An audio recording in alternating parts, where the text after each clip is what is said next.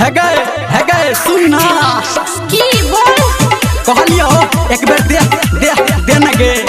मुहे तोड़ देबो आई लव बालेश्वर कोनी डीजे बालेश्वर कोनी डीजे बालेश्वर कोनी डीजे बालेश्वर कोनी डीजे सुन रे छोरा चाहे कि तोरा हमरा पेटिया डाले छडोरा सुन रे छोरा चाहे कि तोरा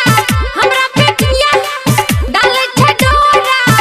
हे रछी हम जवान हमरा जाए तू दे दे दे चुम्मा दो दे ग छोड़ी चुम्मा दो दे चल हट चुम्मा दो दे ग छोड़ी चुम्मा दो दे सुन रे छोरा चाहे कि तोरा हमरा पेटिया डाले छडोरा सुन रे छोरा चाहे कि तोरा हमरा पेटिया डाले छडोरा हे रछी हम कुमार हमरा जाए तू दे दे दे ग चुम्मा दो दे ग छोड़ी चुम्मा दो दे हट ना चुम्मा दो दे ग छोड़ी चुम्मा दो दे थोड़ा जब ही रे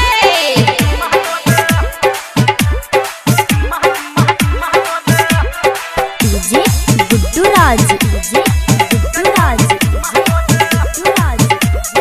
मिस्टर अभिमन्यु कोनी अभिमन्यु कोनी कोनी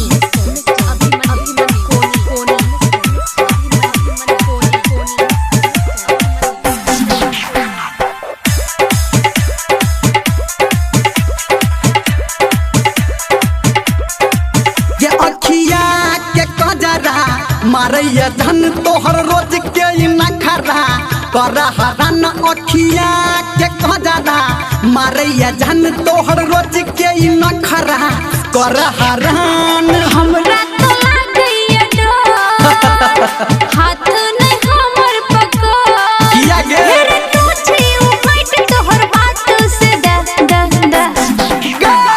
चुम्मा दो दे ग छोड़ी चुम्मा दो दे नाइ चुम्मा दो दे ग छोड़ी चुम्मा दो दे आई लव नाइ देबो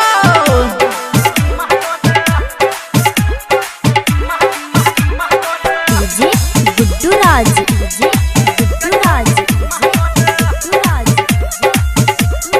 मधुबनी अभी आप सुन रहे हैं सावरिया म्यूजिक बालेश्वर कोनी डीजे बालेश्वर कोनी डीजे बालेश्वर कोनी डीजे बालेश्वर कोनी दिलबा में हमारा तू ही छगे मनबा में हमारा तू ही छगे दिलबा में हमारा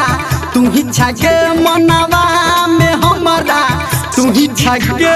रे धर्मेंद्र सो बोल ना देखी के तोहर जनो अच्छा घर से तनी परमिशन लिया दे दे दे गे चुम्मा दो दे ग छोड़ी चुम्मा दो दे चुप लग चुम्मा दो दे ग छोड़ी चुम्मा दो दे गे जोरे कर फुटफुटा मिस्टर अभिमन्यु कोनी मिस्टर अभिमन्यु